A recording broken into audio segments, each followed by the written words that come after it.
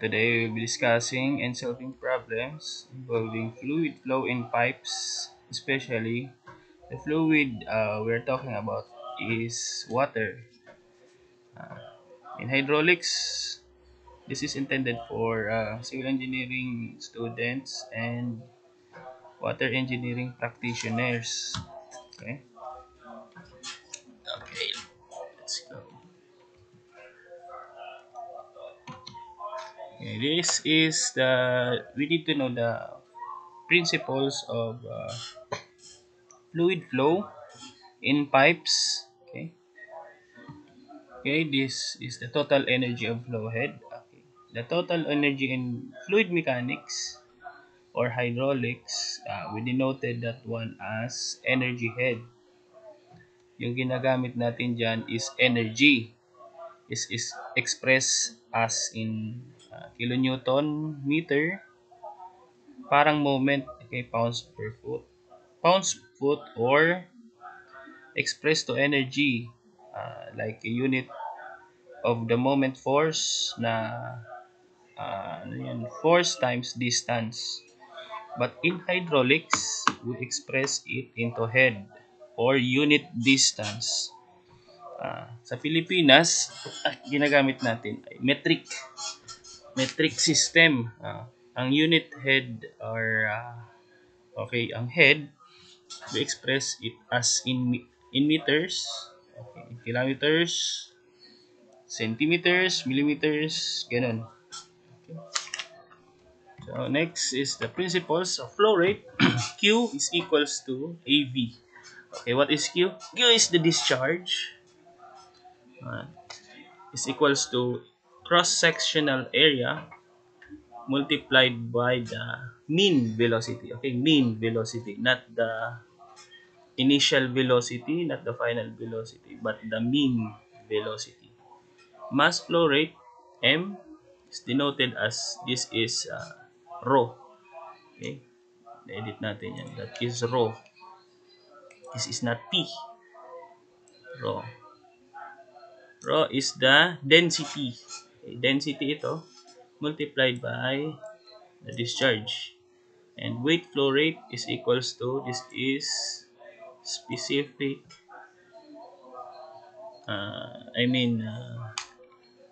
okay, this is the unit weight multiplied by the discharge or the flow rate, Q. Next. Okay, continuity equation is equals to flow rate 1 is equals to flow rate 2. This means what comes into this pipe, the Q, must be equal to coming out, the outlet. Inlet is equals to outlet or equals flow rate 1, this is denoted as 1, is equals to flow rate of 2. Okay? Pag hindi siya equal, okay? Pag hindi siya equal, ano ang tawag sa kanya? Meron siyang loss, leak. May leak. Okay. Dapat equal siya. So the total energy is equals to this formula. Okay, the E1 is total energy head at point 1. Okay, total energy at point 1. E2 is total energy head at point 2. Okay, HA, head added by the pump. Okay, head added by the pump. HA, nandito ang HA. Added. HA, nandito yan.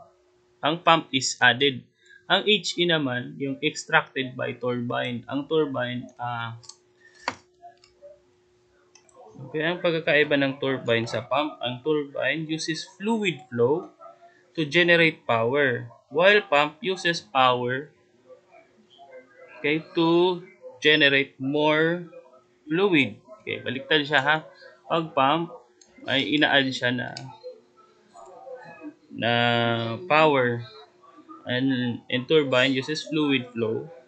Yung dumadaan sa kanyang tubig yun ang nagge-generate sa kanya ng power. Okay. So, ang HL as total head lost. Okay. So, ang power delivered by the pump or the extracted by the turbine.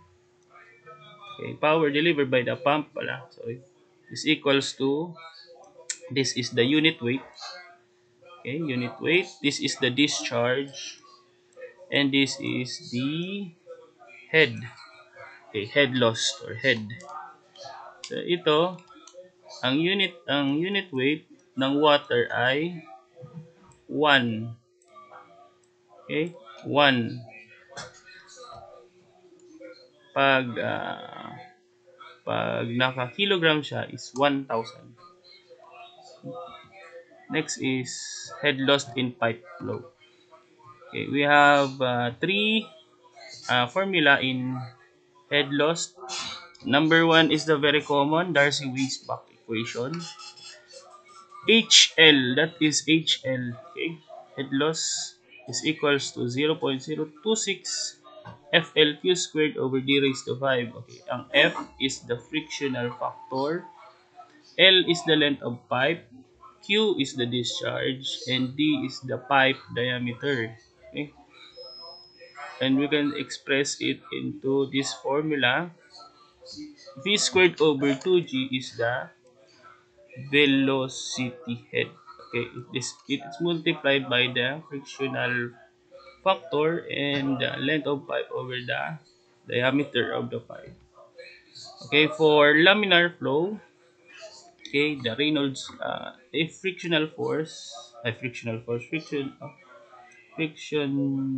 factor is equals to 64 over the R. R is the Reynolds number. Okay, next is Manning's formula. HL is equals to 10.29 n squared LQ squared over D raised to 16 over 3. Okay, N is denoted as the slope. Okay, L is the length of the pipe, Q is the flow rate, D is the diameter of the pipe. Okay, this is a raised to 16 over 3. Raised to 16 over 3 siya. Okay, the velocity, this is applicable in weirs, okay, in canals. Okay, uh, 1 over the slope, radius raised to 2/3, and this s raised to 1/2. I'm sorry, s pala as slope. This is sa baba itong slope raised to 1/2. Di siya kapantay. Ang n pala is roughness coefficient, hindi siya slope. Sorry. This is Hazen-Williams formula. This is used sa may mga ginagamit ito sa network. Okay, sa amin ginagamit ito, mostly common pang compute ng head loss. Okay, 10.67 L is the length of the pipe, Q is the discharge or the flow rate, C is the Hazen-Williams constant, and D, okay, hindi ito multiplied by 4.87. This is, and nasa taas ito, raised to 4.87. Okay, sample problem. Okay, pump draws 24 liters per second from reservoir C and lifts it to reservoir D. Okay, reservoir D. This is a reservoir. Okay, this is a reservoir. The head loss from C to 1 is 3 times the velocity head in the 150 mm suction line, and its head loss from point 2 to D is 25 times the velocity head in the 100 mm discharge line. Okay, number 1, letter A, find the power delivered by the pump. Pressure head at point 1, pressure head at point 2. Okay. Number 1, find the, okay, we will illustrate, hindi ko na drawing yung figure. Okay? Yung reservoir C, let's say nandito yung reservoir C. Reservoir C. This is the pipe. Okay, this is the pump. Pump. Okay, pump. Okay, deliver it to reservoir D.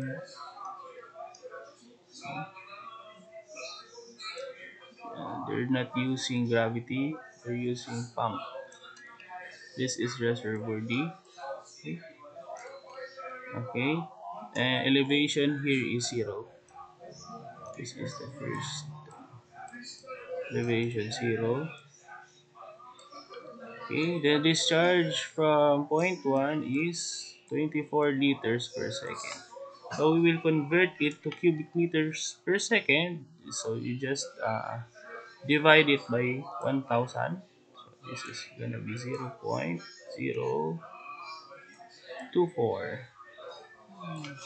I have no pen, guys. Sorry. Cubic meters per second. Okay. This is pressure head at point 1, point 2. Okay, this is the pump. Okay, this is a 100 mm discharge line. 100 mm. Okay, na yan. This is 150. 150 and the elevation here is, hindi ko na drawing figure, guys, pero ang this is 240 nasa figure, hindi na lagay 240, wala sa given, no? Okay, pero nasa drawing 240. Okay, 240, that is meters in meters. Okay, number 1, we will find the elevation here is negative 20. This is 20, 30. Given suppose.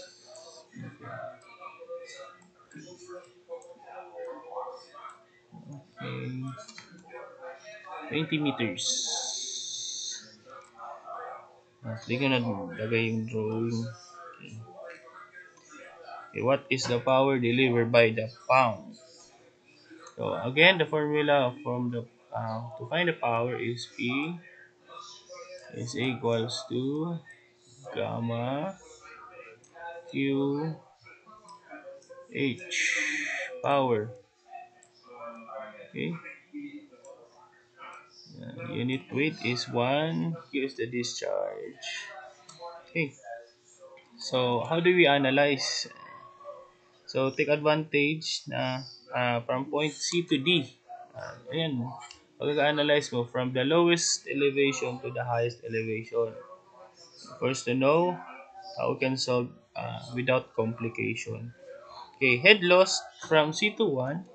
Okay, head loss from C to 1. I will denote it as H. Head loss from C to 1. Okay, is base sa problem is head loss from C to 1 is 3 times the velocity head. Okay, so will be 3 times the velocity head. What is the formula for velocity head? V squared over 2g. Okay, 2g. 2 times the gravitational. Okay, g is 9.81 meters per second squared. Okay, the velocity at point 1 we will denote is v1 squared. Okay, head loss from 2 to D.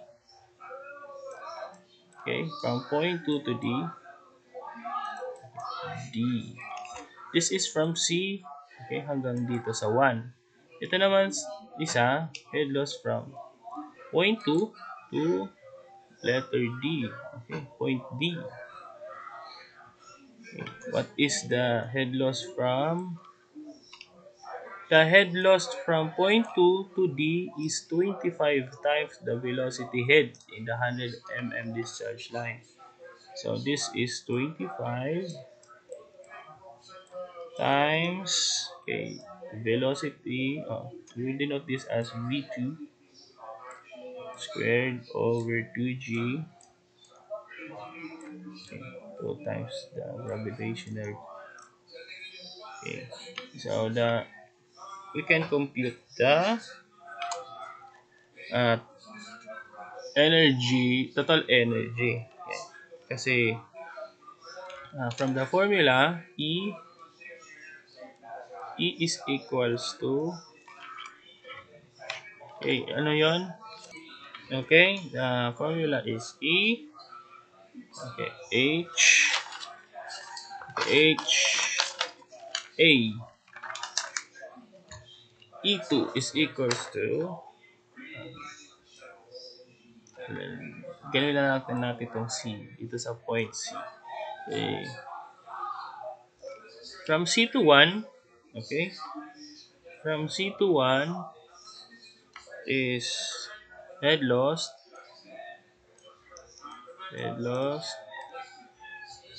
from C to 1 minus H2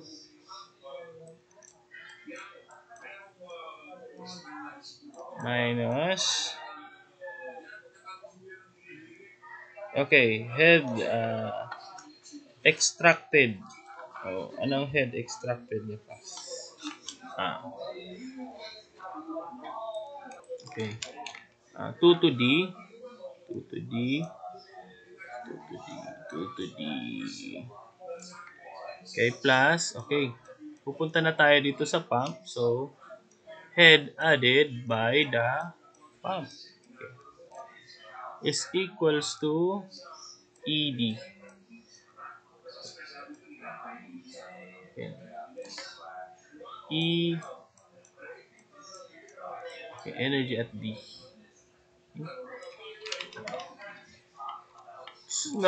So we will find V1 squared over 2G. We will find the velocity. How can we find the velocity? Okay, wala tayong given. So from Q, formula niya is AV, di ba? AV. So in terms of V, we just substitute Q. Q is 24 liters per second. So this is in terms of cubic meters per second. So gawin mo 0.024. Okay.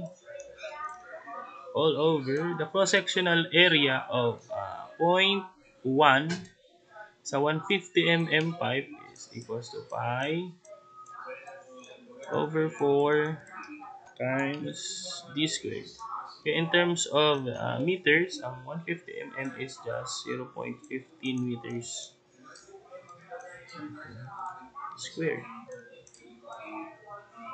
Okay. This is 1.358 meters per second. Okay, so V2, you substitute, okay, substitute V1, this is V1. V2, just substitute 0.15 by this, 0.1. Okay. So, ang V2 natin, hindi ko na isusulat.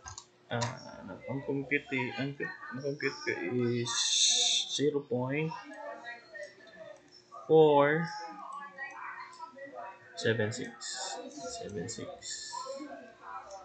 meters per second din yan. Parehas yan. Substitute the given data. So, easy. Okay, easy. Anong energy at sea? Ang energy at sea, kasi zero ang elevation niya, that will become zero. Okay, zero. Okay, minus the head loss from C to 1 is 3 times the velocity head. So V1 is 1.358, okay, squared over 2G. 2 times 9.81. This is the gravitational constant, 9.81, pero this is in meters per second squared, minus 25, okay, 25, ito na pala yun. 25 times the velocity. Ito na pala yung velocity head. Sorry, ito na pala yung velocity head. Okay. This is V1 squared over 2G, 0.476 over 2G, 9.81. 9, sakit. Masakit. Magsulat. Squared. Squared. Plus HA. This is HA. This is what we are finding. HA is equals to elevation at D is 240. 240. So, one unknown. So, okay na itong HA. Makukuha na natin yung HA. Ang HA is equals to 0,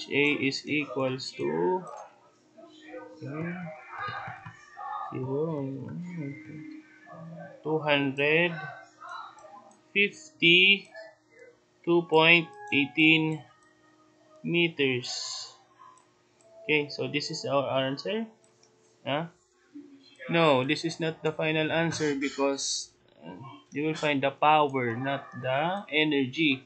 Kung energy ang hinahanap, this is the answer. So, in terms of head loss, ito yung answer. But, hinahanap na ang power. So, power is equals to, ito na, gagamitin na natin to. P. Okay. So, power, okay, what is gamma? 1 times 9.81. Okay, ang ano nito is 9.81 times 1. So, this will be basically 9.81 multiplied by Q. What is Q? 24 liters per second, but this is naka-liters per second siya. So, gagawin natin siyang cubic meters per second. Okay, gagawin natin siyang cubic meters per second kasi ang 9.81 is in meter per second squared. So, you just divide it by 1,000 because 1 cubic meter is equals to 1,000 liters. So, 0.024 okay, multiplied by the H. Okay na. Ito na yung H natin. 252. 252.18. Ganito ako ng college. Hindi mo maintindihan, no? So, P is equals to 59.37. Okay, anong unit nito? Huh? This is in meter per second squared. Cubic meters per second. 252 is in meters. Ang unit nito, class, dito na tayo, is in kilonewton that meter. Okay, what is kilonewton that meter? That is equivalent to kilowatts, no? Kilowatts siya, di ba? Kilowatts. But, we need this in terms of, pag sinabi class na power by the pump, okay, hindi talaga siya pump kasi ang power, nanggagaling yan sa motor niya, motor. So, ang motor is not in kilowatts. Ang nabibili niyan ay naka-horsepower. So, we convert it to horsepower. So, just basically, 1 horsepower is equals to 0.746 kilowatt yan siya. Or 746 watts. Watts yan ha, watts. Pag kilowatts, 0. Kasi pag sinabing may kilo is 1,000, no? Kaya ng kilogram, 1,000 kilometers. So, P, final answer na to, is equals to, you just basically divide the answer by this one, 746. Okay. Answer is 79.6 horsepower plus HP. Okay. This is our final answer. But, wala nito sa market. No? Meron sa market 80, 100, or mas mababa. Okay. Walang 0.6. Okay. Next problem. Pressure head at 0.1. Okay. Next. Okay, pressure head at 0.1 from the previous drawing. Oh, wala na naman yung drawing. Okay, pressure head at 0.1. Drawing na lang natin. Drawing na lang ulit natin. Pangking ko lang. Okay. This is D. This is C. This is D. This is D. This is 0.1. This is 0.2. Okay. So, to involve pressure at 0.1, you need to equate from C to 1. Diba? C to 1. Diba? Diyan tayo mag-analyze cause ang elevation ng C is 0. Equate mo agad siya sa 0. Right? Okay. Ang considering the static pressure to the liquid, okay, ang mga head loss niya, I will make another video na hindi ko na dinodrawing. Papakita ko na lang doon kung ano yung mga hydraulic grade line. Kasi the most important is maintindihan yung hydraulic grade line. Kasi doon mo ma-visualize yung mga head loss. Okay? Okay, so from C to 1, okay, ano ang sa C to 1? Okay, sa C is 0. Again, 0 ang E from C. Energy from C. Okay. So, head loss dito sa point 1 is HLC1. Diba? 3 times the velocity head. Yung 3 times,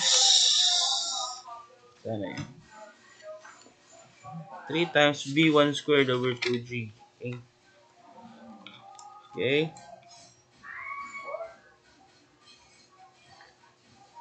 V1 squared over 2G. So, 3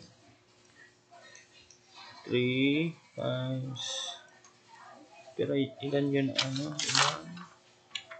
V1 squared over 2G, 0.94, 0.094. Kita na natin. 0.94. Okay. Yung V1 squared over 2G. Okay.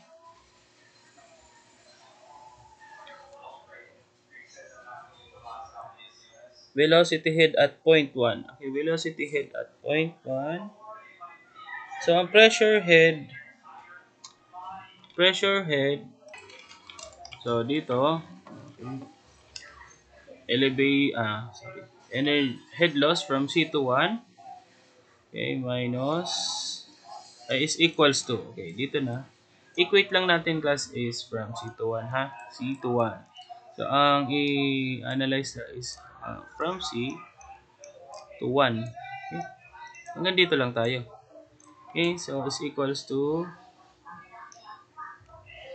Okay, energy at 1. We know that energy is equals to V squared over 2G. V squared over 2G. Sorry. Okay.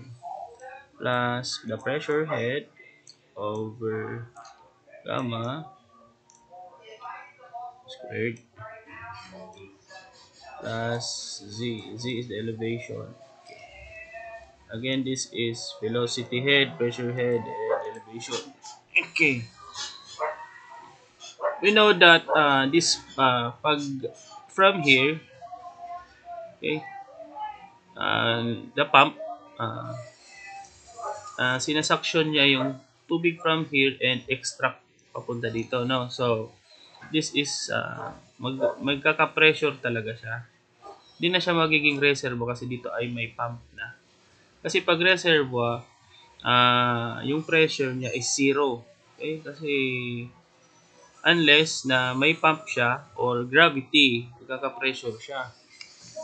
But in this case, dito na tayo. Kuha na natin yung energy sa 1. Ito yung hinahanap natin dyan. Pressure head. Pressure head at point 1. Okay. So, this will be is equal to negative transpose negative 3 times 0.094. Okay. Is equals to doble na. Okay. I-delete na natin. 0. Okay, this is the velocity head of point 1. Extract na natin yung E1, no? Plus, okay, head loss. Yun yung head loss. Okay, ng pressure 1. Okay, plus, okay. So, pagdating dito sa pump, ano ba siya? Ina-add o ina-extract ng pump? Ano ba siya? Pag nasa point 1, added ba siya or extracted? Siyempre extracted, no? Kasi before the pump. Okay, papunta dito sa D. So, pag nandito, dito is extraction. Dito as add. So, pag extraction class, negative. Okay, what is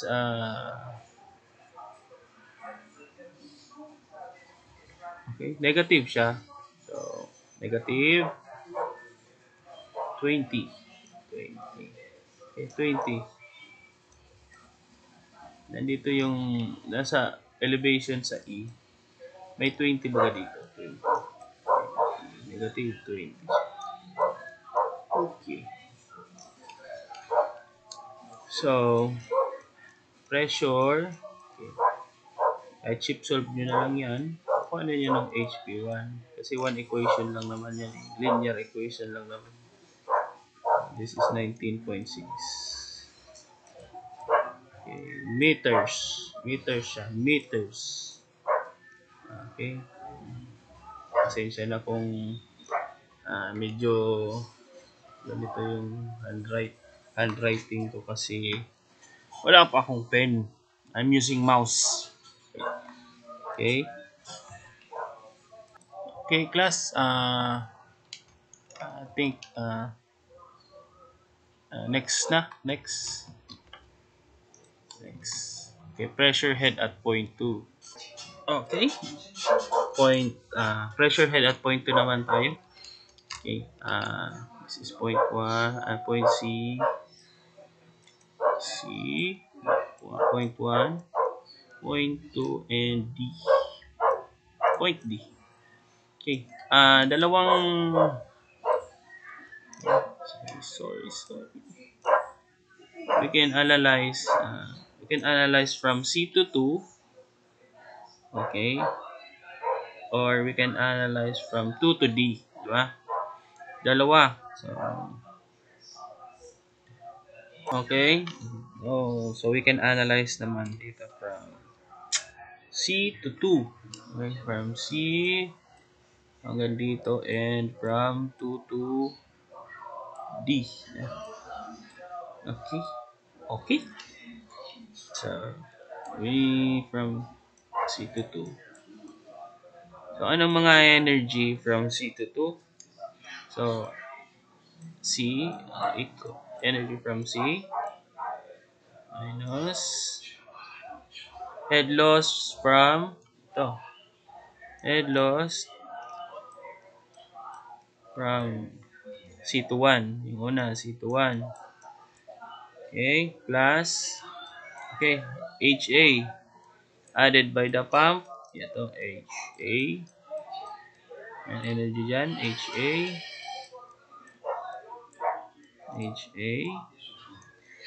is equals to energy at 2. Energy at 2 kasi C2 tayo. Okay. So, yung HL1 is, this is 0. 0 minus 3 times the velocity. 3 times the velocity yung 0.094 na velocity. Direkta na tayo class. 0.94 plus yung head, yung 250 to hanap yung, hindi yung power, the energy lang. So 252.18 is equals to, okay, yung energy at 2, may nakuha na naman sa V squared over 2G na 0.0476. Okay, 0.476. We extract this formula, yung energy equation sa V1 squared over 2G plus rho 1 squared over 2G plus elevation, yung total energy. Okay? So, yung energy at 2, yung 0.476, yung velocity head. Direkta na natin as head loss, yung pressure sa 2. Okay, plus elevation na negative 20. Negative 20. Plus. So, ang makukuha natin ng HP2. Okay, HP2. Oh, shit. Sorry. Is 271.4. Okay. Unit is meters. Okay. I-solve naman natin yung point 2 to D. So, 2 to D. Point 2 to D using Bernoulli energy equation theorem. Okay. So, anong involved? So, 2 to D. So, yung E, energy at 2, minus head loss from 2 to D. Head loss from 2 to D.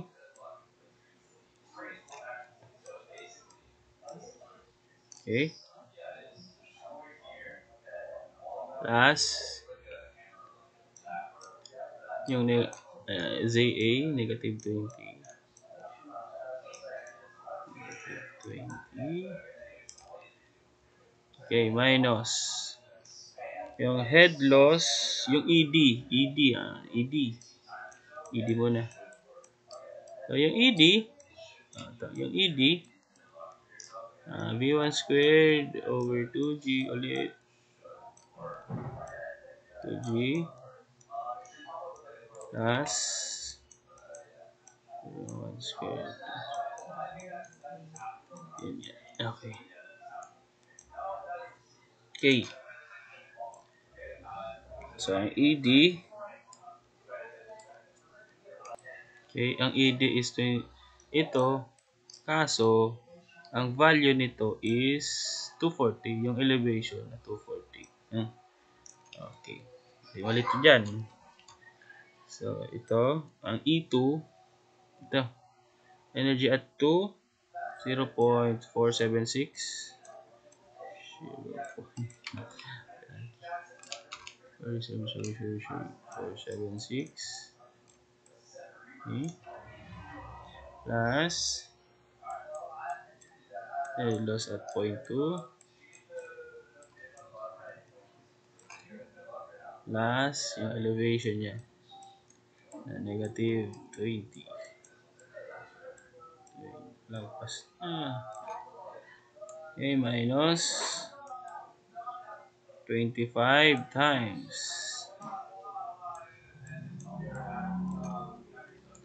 the velocity head. V1 squared over 2g, that is 0.476. Again, 0.476.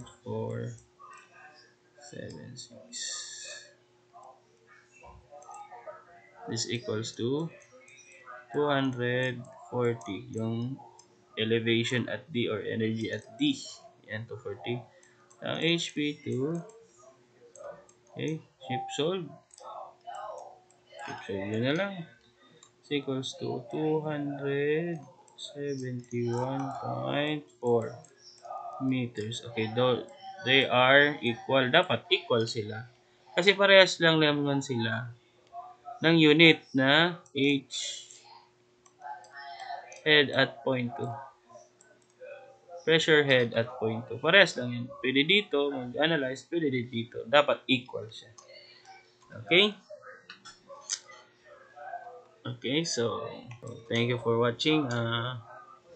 I am looking forward to improve my presentation kasi medyo malabo kasi ang gamit ko nga dito is mouse.